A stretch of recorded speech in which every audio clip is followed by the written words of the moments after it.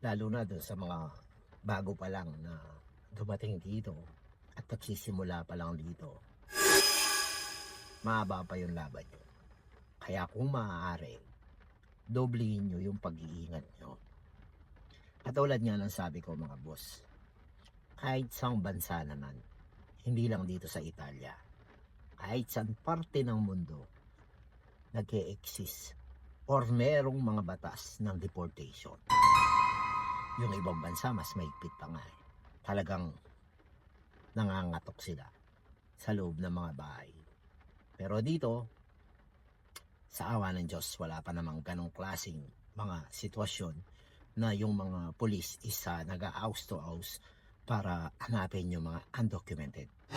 Dito, based ulit sa karanasan at mga nakikita natin, mostly na mga na-deport or napapauwi, yung mga nakokontrol sa daan. Kasi dito mga boss, ang sistema dito ng mga otoridad dito, lalo na dyan sa parte ng Domo.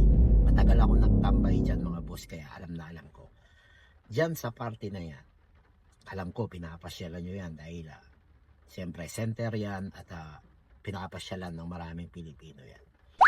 Dyan sa parte na yan mga boss, malimit na may mga pulis na nag-iikot dyan. Kung napapansin nyo dyan, meron siyang bakal dyan na doon sa likod ng kabayo, di ba?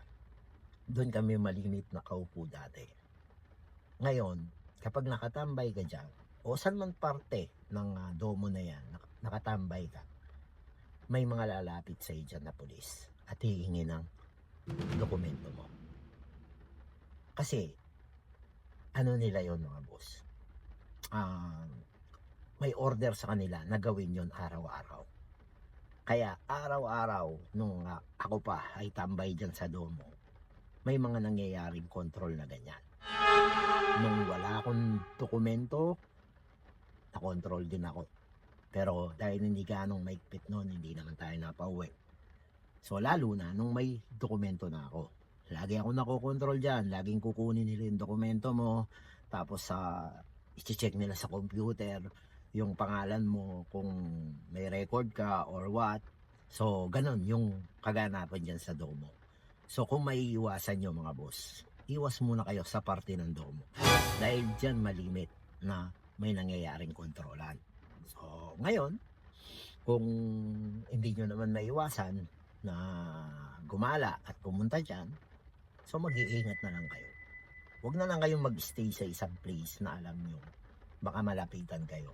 Siguro kung pa-shopping lang kayo, pakain-kain lang kayo dyan sa Jollibee or sa ibang mga fast food dyan or kainan dyan, po pwede naman. Basta mag-iingat lang kayo mga boss, no? Kapag may naririnig kayo na ganitong mga klaseng usapin, huwag nyo rin ipagwalang bahala. Para naman sa dulo may panalo nyo. Yung kung ano yung pinunta nyo dito sa Italia. Hindi ko naman kayo kinukonsinte mga boss. Siyempre, lahat naman tayo gusto natin mapabuti yung kalagayan nyo dito eh. Ang sa akin lang naman kasi dito mga boss, nandito na kayo eh. 'Di ba? Nakikipagsapalaran na kayo katulad namin na mga may dokumento dito. Dito na rin kayo umaasa ng kabuhayan nyo. At walang problema yun. Dito, welcome naman eh. Welcome naman lahat eh. Kanya-kanyang diskarte yan, kanya-kanyang ihila ng buntot yan. So, ang sa akin lang, kapag may ganitong sitwasyon, no, huwag nyong ibandera yung mga sarili nyo. Lalo na kung alam nyo yung kalagayan nyo, na wala kayong mga dokumento, kapag kinontrol kayo ng pulis, wala kayong may papakita. Kung lagi kayong nandyan at natsyempuhan kayo, parang ipinapahin nyo yung mga sarili nyo. Palipasin nyo lang ng konti. Palamigin nyo lang ng konti yung sitwasyon. Kumbaga sa bagyo, patilahin nyo lang or painahin nyo lang konti yung bagyo. Babalik at babalik sa normal yan.